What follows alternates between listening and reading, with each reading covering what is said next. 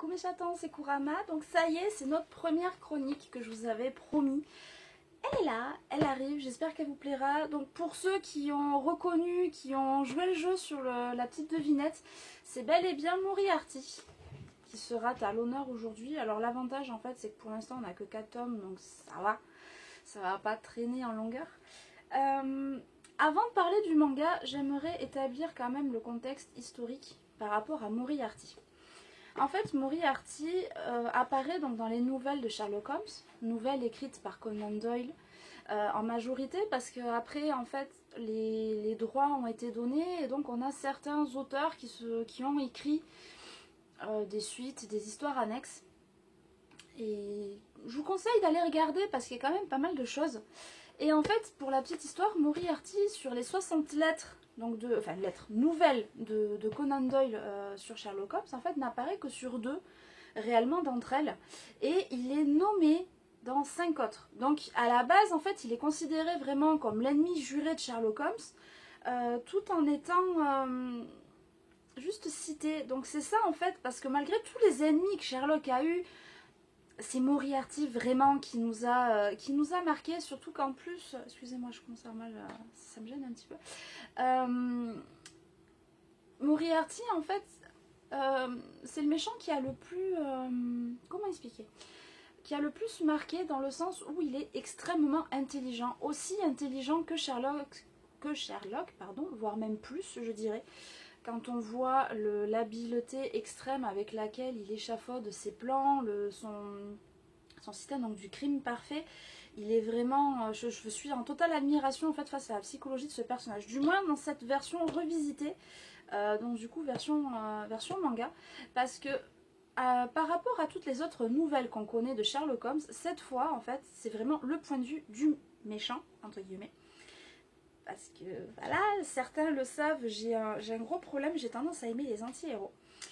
Parce que j'aime la façon qu'ils peuvent avoir d'être le total opposé justement du héros. Quand le héros peut être la lumière, ben, l'anti-héros, ben, forcément c'est l'ombre. Mais ce qu'il y a, c'est que Moriarty, je trouve que ce rôle lui colle mais à la peau, et il le fait avec un brio. Enfin, du moins dans le manga, c'est tellement bien fait que du coup, c'est vrai qu'on est...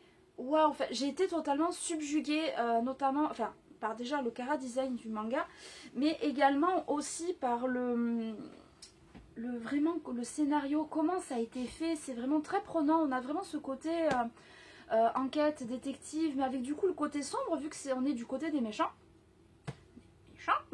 Entre guillemets, parce que pour moi la cause est noble. Et franchement, ça a été une bonne claque, parce que je vais être franche, hein. Si je l'ai lu, ça n'a rien à voir parce que c'était avec Sherlock Holmes et tout ça. C'est déjà parce que je suis tombée sur le tome collector. Hop, donc il est comme ça. Il se présente comme ça. Ah, Moriarty.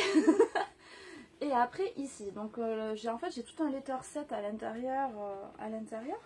Mais après en fait, ce qui m'a marqué pour le coup, c'est vraiment le personnage qui me rappelle très fortement le personnage de Sébastien dans Black Butler. Donc Black Butler qui est une autre série de Darkana justement. Et il y en a beaucoup qui savent qu'à part Kurama et Itachi qui sont les amours de ma vie, oui, j'ai tellement d'hommes dans ma vie que ça devient très compliqué. Sébastien est vraiment le numéro 1. Et quand je vois Moriarty qui a un chara design qui s'y rapproche, mais en fait il est juste blond aux yeux rouges au final par rapport à Sébastien qui est brun aux yeux rouges. En fait, voilà, en toute franchise, c'est ça vraiment qui m'a happée, parce qu'après j'ai tendance à juger un livre à sa couverture. Il n'y a que certaines fois où je vais aller chercher un peu plus loin, mais c'est vrai que celui-là, il a été jugé à sa couverture et franchement, je ne le regrette absolument pas. Parce qu'on a vraiment ce côté que j'aime dans le shonen, un peu plus mature, parce que pour le coup, celui-ci, en fait, fait partie des fameux dont je parlais dans ma précédente vidéo, qui sont pour public averti. Alors, excusez-moi, je regarde, parce qu'en fait... on a la petite comment dire, le petit sigle public averti qu'à partir du tome 3. Ouais, bon là j'ai le tome 1, mais là vous voyez, tome 2 il n'y est pas, tome 1 pardon non plus, et en fait il apparaît vraiment que dans les tomes 2, 3 et 4 du moins. Du coup pour moi il est comme Black Butler, c'est quelque chose vraiment à partir de 14 ans. qui convient absolument pas aux plus jeunes, parce qu'on a quand même quelque chose qui est historique. À l'intérieur, on a quelque chose aussi de psychologique, et qui peut être, enfin, qui est violent, parce qu'on a des scènes qui sont relativement violentes, et, mais qui restent très prenants. Donc du coup, je vais peut-être vous montrer les couvertures. Donc ici, nous avons notre très cher Moriarty. Tac. Ici, on a Sherlock. Sherlock, faut dire ce qu'il est, il est quand même canonissime. Hein. Là, on a Louis, le petit frère de Moriarty. Tac. Et ici, on a notre très cher Watson. Dans ce manga, ce que j'ai aimé, déjà, c'est le fait qu'on ait, dès le départ, en fait, la psychologie de Moriarty déjà enfant. Ce qu'il pensait, dans quel univers il vit, qui est très intéressant parce qu'en fait, on a un personnage qui est développé dès le départ. Au fur et à mesure, on découvre certaines de ses facettes, mais déjà, en fait, on met les 2 pieds dans le décor, enfin les 3 pieds, enfin, voilà, on est carrément dans le décor. Et c'est imposé et on est là, waouh! Déjà, on en prend plein la vue là parce qu'on se dit, quand même, c'est un sacré bonhomme. Et il force à l'admiration, même dès les premières pages. Du coup, le premier tome, c'est vraiment, on nous explique, on nous met dans le contexte historique. Parce qu'en fait on est à l'ère victorienne, donc au 19e siècle. En plus c'est vraiment quand on a l'Angleterre qui est déchirée par le système de caste. Alors pour ça je pensais vous faire un brin de lecture, parce que je trouve que c'est mieux que de vous l'expliquer, parce que je ne pourrais mieux le décrire que dans le manga. Donc du coup je me lance. Fin du 19e siècle. Depuis les débuts de la révolution industrielle, l'Angleterre connaît à la fois le chaos et un développement rapide, avec l'extinction systématique de son empire colonial au fil des années.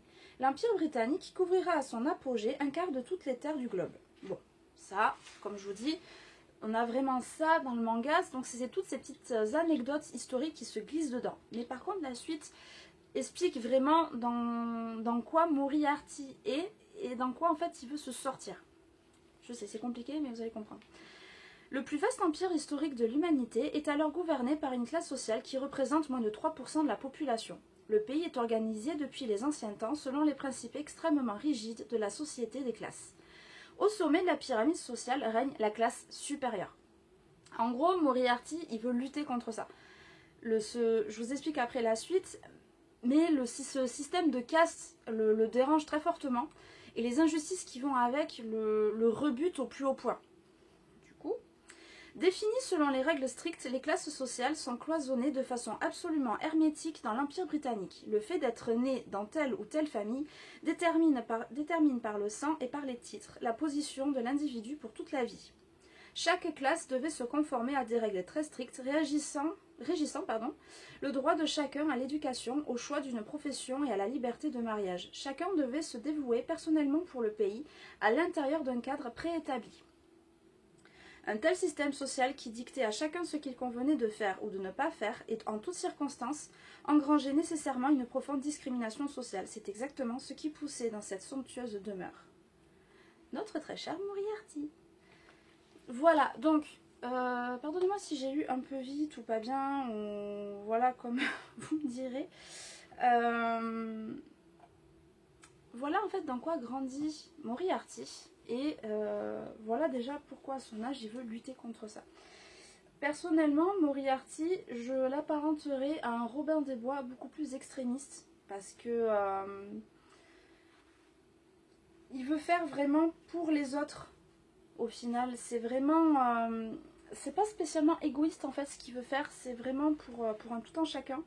Et je trouve ça noble de sa part. C'est pour ça que dès le départ, je me suis attachée et j'ai été éprise par ce personnage, parce que je l'ai trouvé vraiment fantastique.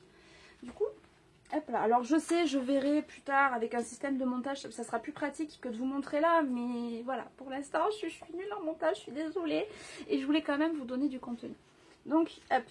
Ici déjà on a notre Moriarty, donc quand il est enfant, vous voyez il a déjà un regard qui est très dur, qui est très affirmé, puisque là de souvenir il n'a que 9 ans, il me semble, avant que je dise des bêtises, il est relativement jeune, mais déjà on peut apprécier la qualité des traits qui pour moi est juste magnifique.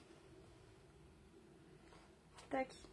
Parce que même vous voyez quand on le voit là, où il est un peu plus jovial pour le coup, Il est, voilà, puis on voit ce qu'il devient adulte, c'est un pur bichonnet, hein, comme je dis souvent.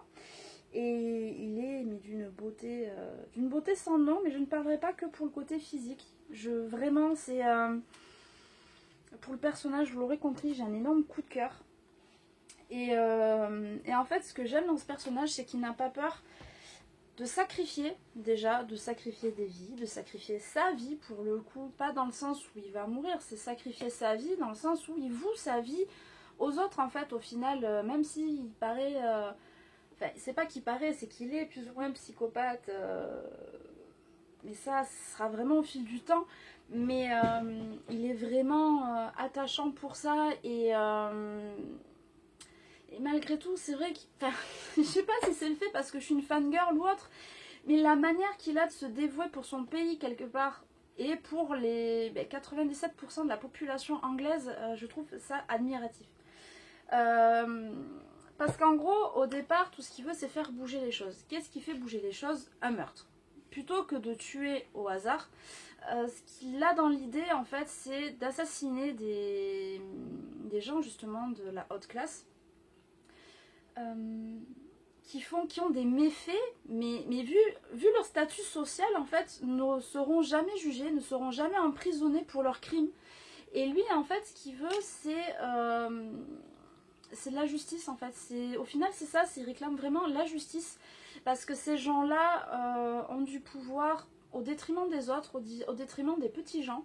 Et ça le perturbe énormément, et il est contre ça, et déjà, même lui-même, il est contre déjà sa case sociale de base, en fait, il veut s'en sortir, mais pourtant on pourrait penser qu'il resterait là où il est, mais en fait non, il continue, parce que malgré tout, donc du coup, il fait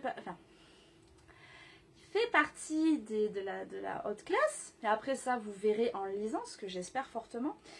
C'est le plus jeune professeur de mathématiques, faut dire ce qu'il y a à l'université, et après, la nuit, il est consultant du crime. Donc en général, ce sont des gens des castes inférieures qui viennent lui demander son soutien. Après, enfant, on le voit, il aidait les gens comment jouer aux cartes, il apprenait aux enfants à lire, parce qu'il est arrivé dans un orphelinat, il savait déjà lire et écrire, ainsi que son frère. Et pour l'instant, on ne sait pas trop sa vie avant l'orphelinat. On n'a rien, même avant l'orphelinat. Tout ce qu'on a, c'est cette base-là. Donc j'espère que dans les tomes à venir, on en saura un peu plus. Parce que je suis assez intriguée d'un enfant d'enfants qui sont deux à savoir lire et écrire à l'orphelinat. Je me dis, pour qu'ils sachent lire et écrire, c'est qu'ils ont fait partie d'une meilleure caste. Et j'aurais bien aimé savoir ce qui lui est arrivé. Parce que quoi qu'il arrive, voilà. Enfin, je suis très curieuse vraiment sur ce personnage. Parce que déjà que je le trouve construit avec brio. Mais il est vrai que là, j'aimerais bien avoir ce petit truc en plus. Et après, par rapport à Sherlock, quand il arrive...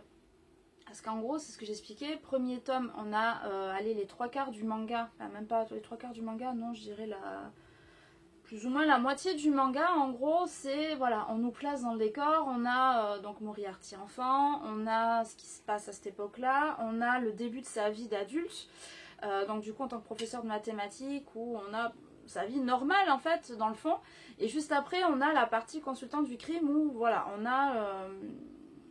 la première affaire entre guillemets qu'il a entre les mains, et on pose vraiment le décor. Après on a les personnages aussi qui apparaissent, les personnages plus ou moins, enfin assez importants pour le reste de l'histoire, et on nous laisse comme ça, et j'étais là, waouh, je m'en suis pris plein les mirettes. Après on a le tome 2, donc dans le tome 2 on a Sherlock qui fait son apparition, de manière assez fortuite pour le coup, parce que Moriarty est assez intrigué par Sherlock, et Sherlock de même, parce qu'ils ont... déjà, ils sont intrigués comme ça, juste à la première rencontre. Après, forcément, Sherlock, lui, sera fasciné par celui qu'il appelle le prince du crime. Alors, prince du crime dans le manga, cependant, la véritable appellation, normalement, c'est le Napoléon du crime, si je me souviens bien.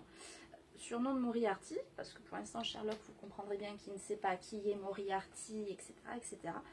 Et ce que j'aime, c'est vraiment ce côté calculateur et manipulateur que peut avoir Moriarty, qui est vraiment, mais... Waouh! Enfin, je sais pas comment expliquer, c'est vraiment quand on aime le côté policier, des policiers détectives, qu'on aime le côté un peu sombre, que le meurtre et le sang ne va pas déranger. Vraiment, ce manga, il est fait pour vous parce qu'il est extrêmement bien construit. Il tient la route, enfin, franchement, on n'est qu'à 4 tomes, mais il tient extrêmement bien la route et j'en suis mais totalement amoureuse. Je le dis, dans les shonen, alors, sachant que moi, pour l'instant, mon shonen favori, ça reste My Hero Academia. Mais ce qu'il y a, c'est que je trouve que My Hero Academia, je le classerais plus dans le côté, dans les shonen en fait, à la Naruto, qui sont justement à partir de 12 ans, voilà, des shonen assez mignonnés. Mais par contre, mais waouh, mon shonen adulte, entre guillemets, que j'aime, mais que j'aime d'amour, de toute façon, voilà, je pense que je l'ai assez dit, c'est Black Butler. Et celui-là, mais il est mais, de suite en seconde position en fait. C'est, ne serait-ce que l'histoire, le chara design, mais le chara design, il est magnifique. Parce qu'on a des personnages qui sont dessinés vraiment dans tous les détails, même les scènes de combat sont juste hyper bien faites et on a donc des personnages qui ne sont pas figés, ce que j'appelle, c'est qu'ils sont vraiment en mouvement et on voit vraiment ces petits détails et c'est... Waouh, c'est superbe. Et après on a les décors. Alors ce que j'aime beaucoup, c'est qu'on a des décors qui sont vraiment très travaillés. On a quasiment pas, voire presque pas de cases blanches, mis à part pour les scènes importantes où en général on retrouve ça dans les mangas où on a la case qui est blanche, le personnage mis en avant. Mais pourquoi? Parce qu'on a une bulle et une révélation qui est vraiment très importante et qui est primordiale. Là pour le coup on a des décors donc très travaillés, on est dans la rue, on a le pavé, tous les pavés qui sont dessinés, les maisons en arrière-plan, toutes les briques sont faites, sont dessinées, les arbres, c'est limite il n'y a pas toutes les feuilles de fête, enfin vraiment on a un détail, un souci du détail qui est juste mais sublime, c'est vraiment, c'est pour ça aussi que je le compare à Black Butler parce que Black Butler est également un manga avec beaucoup de décors. Et ben, par contre, il faut que j'arrête parce que c'est une chronique Moriarty, pas Black Butler. Il faut vraiment que j'arrête de me perdre. Mais du coup, ouais, non, franchement, il est. Mais de toute façon, hop là, vous reconnaîtrez Viviane, je pense. Juste derrière. Et sachant que ça, enfin voilà, je sais pas si vous allez bien le voir là en vidéo, mais pour le coup, c'est du ton sur ton. Mais on a tous les vitraux de fait. Tout est fait. C'est là, je peux vous montrer. Hop là. Tac.